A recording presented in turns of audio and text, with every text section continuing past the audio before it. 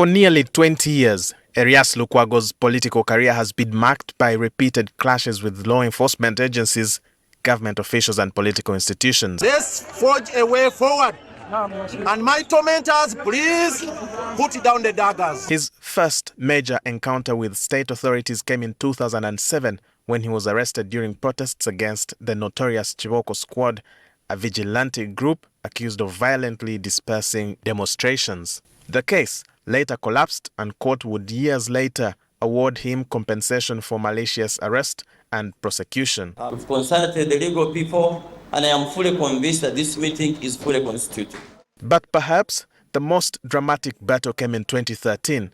Following months of political wrangles at City Hall, a tribunal investigating allegations of abuse of office, misconduct and incompetence recommended his removal from office. On November 25th, Kampala Capital City Authority councillors voted overwhelmingly to impeach him as Lord Mayor.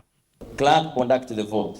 Those in favor of the motion that the Lord Mayor be removed from office, basing on the grounds that establish a prima facie case on him by the tribunal, put up your hands for everybody to see you and to be known.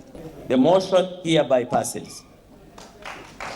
Just days later, the High Court intervened, stopping implementation of the impeachment and effectively restoring Lukwago pending further legal proceedings. The impeachment battle would drag through the courts for years. In the days leading to that impeachment, Lukwago was arrested and detained by police while attempting to mobilize supporters under the Omulodi Aveo campaign. So we are determined, we are going to continue to fight resiliently, and nobody is going to deter us from this cause. I'd like to assure the voters, the Omulodi Wali.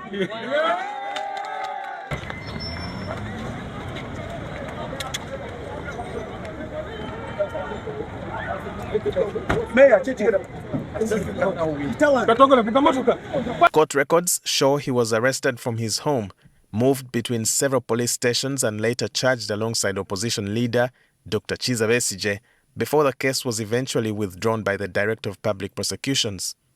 Lukwago later sued government, alleging unlawful arrest, detention and psychological torture. 4 years later, in 2017, Lukwago was again arrested at his home in an operation he described as violent and degrading. As my kids were being taken to school, they were subjected to horrendous... Officers, I've committed no offense. The matter ended in court, where government was ordered to compensate him 50 million shillings for violation of his rights during the arrest. Throughout his tenure as Lord Mayor and opposition politician, Lukwago would face numerous other arrests and temporary detentions linked to political activities, protests, and opposition mobilization efforts. This week, Lukwago is once again making headlines. He was picked from his home by UPDF soldiers while serving as legal counsel for detained opposition leader Dr. Kizza Besigye and while pursuing legal action against Chief of Defense Forces General Muhoozi Kainerugaba.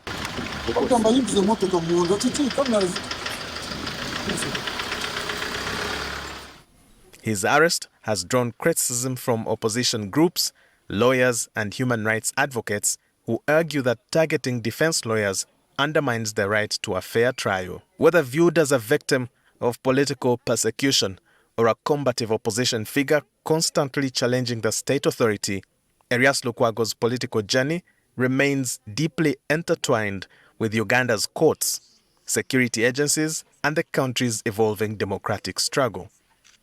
Walter Mwesije, NTV.